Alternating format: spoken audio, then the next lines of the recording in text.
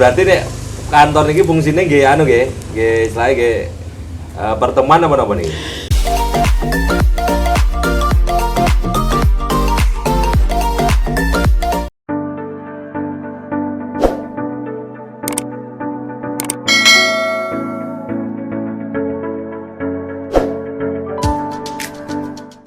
Assalamualaikum warahmatullahi wabarakatuh. Waalaikumsalam warahmatullahi wabarakatuh. Sore hari ini saya lagi di Dukuh Parit RT 15 Karangpelem ya Pak ya? Nah, ini kebetulan bersama dengan Pak RT 15. Bagaimana Pak kabar Ibu? Alhamdulillah sehat. Jadi teman-teman Pak RT Pak Joko ya? Pak Joko Ketua RT 15 Dukuh Parit ini kemarin lagi diberitakan ya, beberapa minggu kemarin diberitakan bahwa di sini itu punya kantor RT. Nah, maka dari itu kami ke sini untuk silaturahmi kepada Pak Joko agar apa? Agar kita bisa memberitakan ya ke masyarakat yang lebih luas sehingga dapat menginspirasi. Pripun Pak Joko kabaripun? Alhamdulillah sehat. Pak Budi, matur nuwun atas kunjungan Pak Budi, Ketua DPC Demokrat Kap Sragen. Tidak terduga bahwa sore hari ini saya dirawuhi tamu agung. Semoga Pak Budi saya bantu kok merakyat sekali tiap hari keliling di daerah Kap Sragen. Semoga apa yang dicita-citakan beliau selalu diridhoi oleh Allah Subhanahu wa taala. Pripun Bapak niki kok kemarin kan masuk berita saya baca di Solo Pos nggih. Nah, sejarahnya pripun kok sekelas RT tapi kok gadah kantor RT ngoten pripun? Sejarahnya waktu 1 tahun yang lalu Pak Budi, saya memang punya inisiatif untuk membeli tanah. Tanah karena rencananya begitu.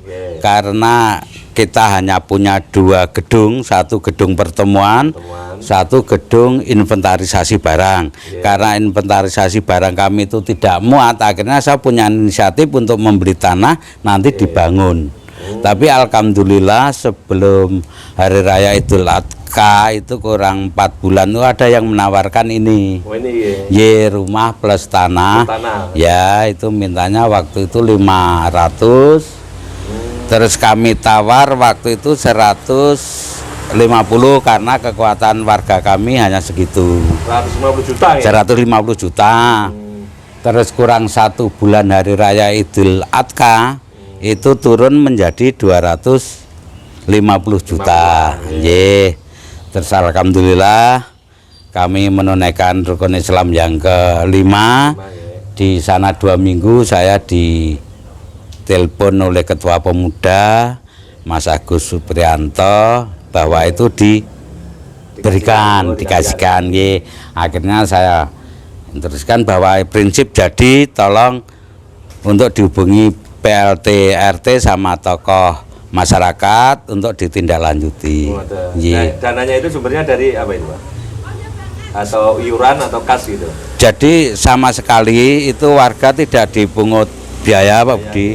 Jadi ini hasil dari retribusi air. Oh, retribusi. Jadi mobil yang pengangkut air bersih yang lewat itu memberikan kontribusi atau retribusi di kota itu 3.000 sekali lewat. Oh, sekali lewat. Itu ya, umbul tungguan itu ya? Yang ambil dari itu 3.000 sekali lewat.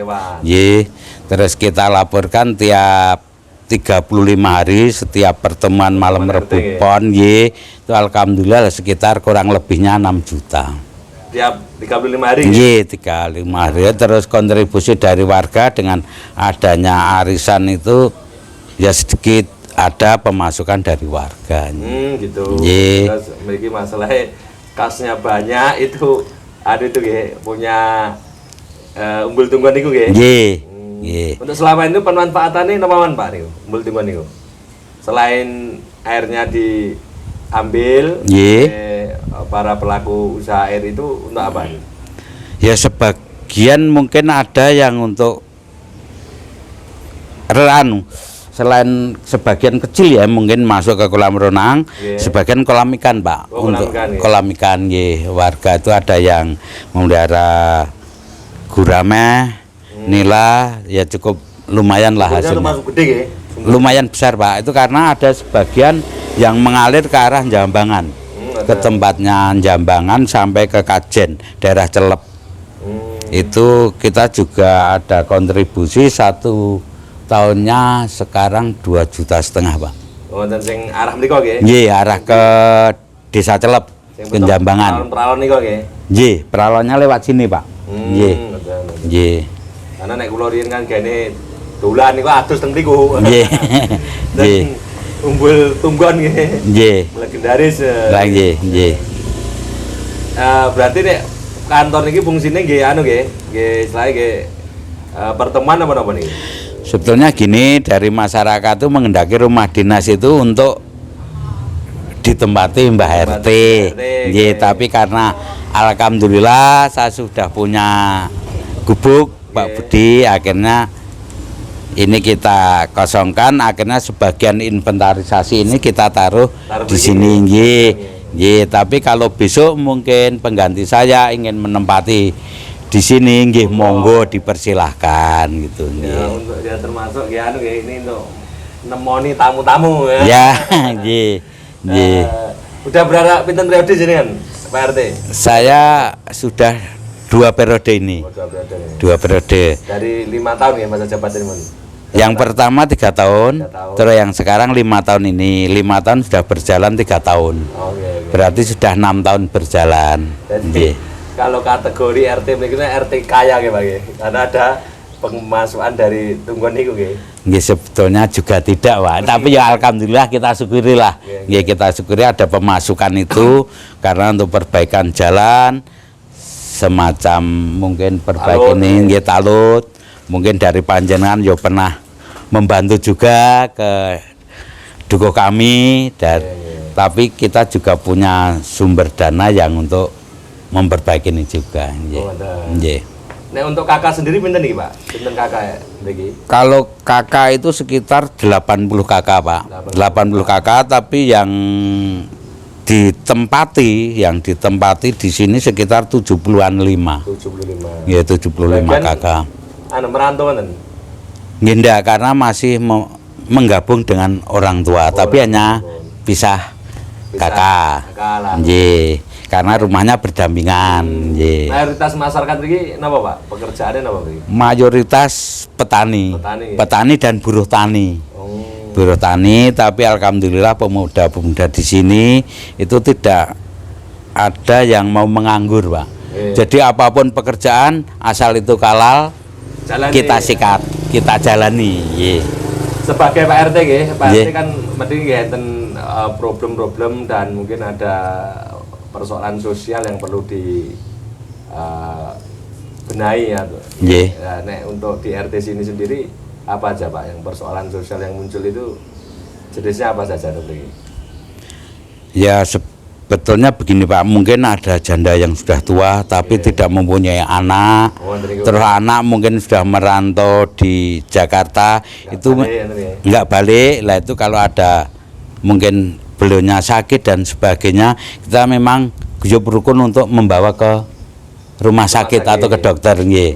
Gitu nggih. Terus nek kenakalan remaja ada nggak Pak? Nah, gini kenakalan remaja alhamdulillah Pak, sebelum kita jadi RT itu saya adakan pemancingan. Pemancingan. Nggih, tapi saya mempunyai tujuan tapi orang lain yang tidak tahu. Daripada nongkrong di sana minum, akhirnya kita kumpulkan untuk mancing. Akhirnya sedikit demi sedikit sadar, alhamdulillah kenakalan remaja di tempat saya aman Pak. Aman. Jadi aman nggih, terkendali. Karena di sini selain membangun fisik, kita juga membangun Pak Budi, sumber daya manusia. Jadi kalau minggu sore itu ya ibu-ibu itu pengajian setelah maghrib, bapak-bapak setelah malam Jumat setelah ngisa itu juga mengadakan pengajian, yasinan. Kali kemarin waktu lo diundang ya pas perayaan pitulasan nih kok ya, termasuk paling kreatif nek kula nilai nggih. Sekelas RT tapi ya mampu menampilkan pertunjukan-pertunjukan yang berbobot tadi itu. Nggih. Ada. Ya alhamdulillah itu memang dari mulai remaja kita mulai mendidik mentalnya, Pak. Oh, Nggih, mentalnya, dari mentalnya berani ya. untuk tampil nih, Pak. Nggih, berani untuk tampil, juga kita dasari dengan dasar agama. Dasar Jadi agama, untuk ya. kenakalan remaja kan betul-betul nggih bagus, nggih alhamdulillah nggih. Nek antar kerukunan masyarakatnya juga baik ya, Pak ya? Baik, Pak. Baik. Sebagai contoh Kompak gitu ya? kompak, nggih. Sebagai contoh umpamanya orang meninggal jam 1 khususnya Satu, di RT sini ya, 1 malam ya. Yeah. Itu pemuda sama orang tua itu guyub rukun langsung semua kursi keperluan untuk yang punya musibah. Musibah ya. Nggih, itu langsung kita keseripan itu langsung kita Yeah. penuhi. Oh, Seperti ada. kursi mungkin pasang tenda malam itu juga, Pak. Nggih, ada. nggih. Nek sebagai Pak RT nggih, kinten-kinten anu nih Pak, apa itu program-program ke depan itu nomoan Pak, kajenge mestinya lingkungannya lebih maju, lebih baik lagi mungkin ngoten nomoan mungkin. Ya sebetulnya kita dulu punya tujuan ikon untuk ternak belut, Pak. Oh, ternak belut ya. Iya, ternak belut yang kita ambil dari daerah Wonogiri. Oh, benar. Daerah mana itu Jat. Tapi ternyata teman itu sudah mengambil ke sana, Pak. Yeah. Itu sekitar bibitnya itu senilai ndak banyak juga, sekitar 3 sampai 5 juta. Yeah. Tapi setelah Mas, setelah dipelihara, diternak sendiri ternyata tidak berhasil juga. Oh, ganter ya. Jadi kami akan membuat ikon itu kita tidak berani, Pak. Belum ada ya. Belum berani, nggih. Saya belum tahu ilmunya, rumus Nggih. prosesnya lah. Nggih, padahal yang kita kendaki rencana itu karena pemasaran untuk belut itu kan daerah sini Daerah masih sini, bagus. jarang, nggih. Rumah makan banyak itu. Ya, Nah, betul, nggih. Kalau sini bisa menjadi Nggih. penghasil sentra belut, Ya. bisa didistribusikan ke rumah makan, nggih. di daerah Surabaya. Ya, Nah, Surabaya mungkin sampai ke Sragen, nah, Pak. betul. Nggih. Itu ide yang cemerlang, Nggih. Pak. Monggo nanti dipelajari, nggih. Nggih. Ya, sehingga Nah, rencana mungkin Pak Budi, mungkin kita akan cari daerah lain, Nggih. mungkin daerah Demak. Oh, Demak itu kan juga belutnya bagus-bagus. Mungkin kita belum ke sana. Oke, nanti kalau berhasil kan bisa juga menjadi destinasi wisata. Nggih. Kita budidaya belut. Betul. Itu. Juga menambah income, Pak. Iya, jadi terinspirasi dari RT 15 niki Pak, itu Nggih. memang Pak, program pemerintah daerah, program desa itu Nggih. sebenarnya kalau itu bisa di breakdown berbasis RT Ya, itu sebenarnya nggih. juga sangat efektif. Nggih. Karena RT ini kan ibaratnya pemimpin yang paling levelnya paling bawah. Nggih. Ya gitu. Nggih. Sehingga persoalan-persoalan yang ada, problem-problem yang ada ini akan lebih cepat tertangani ketika banyak bermunculan RT-RT yang seperti Bapak ini. Oh gitu. Gitu Nggih, ya. Kan nggih. selama ini kalau saya di lapangan kebanyakan kan Pak RT ini kan apa itu kebanyakan sepuh-sepuh. Oh gitu. Nah, Nggih, nggih. sebabnya jarang sekali peminat menjadi Pak RT kan gitu. Ya entah itu dengan berbagai alasan ya gitu. Nah sehingga ketika RT ini banyak yang SDM-nya sepuh-sepuh dan mungkin belum bisa mengikuti perkembangan zaman sekarang ini lah, sehingga persoalan-persoalan RT itu jarang bisa terrealisasi. Padahal gitu. dengan Nggih. memanfaatkan semangat gotong royong, Nggih. semangat kebersamaan itu sebenarnya permasalahan RT ini bisa diurai gitu. Nggih. Jadi ini inspirasi bagus, artinya penting ya Nggih. untuk melahirkan PRT yang visioner seperti Nggih. jenengan gitu. Yang terakhir Pak Joko, Nggih. ini pesan jenengan Nggih. kepada para Pak RT lain sekabupaten Sragen gimana ini Pak Joko?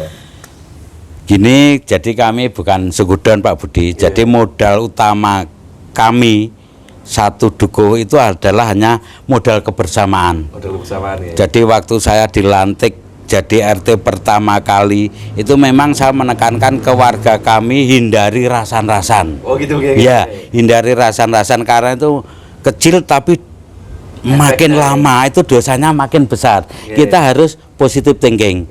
Jadi positive thinking model kami adalah kebersamaan, guyub rukun, gotong royong. Akhirnya kita mempunyai cita-cita apapun itu masyarakat itu saya kofroyo Pak. Jadi selalu mendukung walaupun kita tidak punya, tapi kalau kita ada kebersamaan itu tetap kita mampu. Tetap mampu. Mampu nggih. Karena dengan semangat gotong royong nggih, dengan semangat gotong royong baik pemuda, ibu-ibu, adik-adik nggih.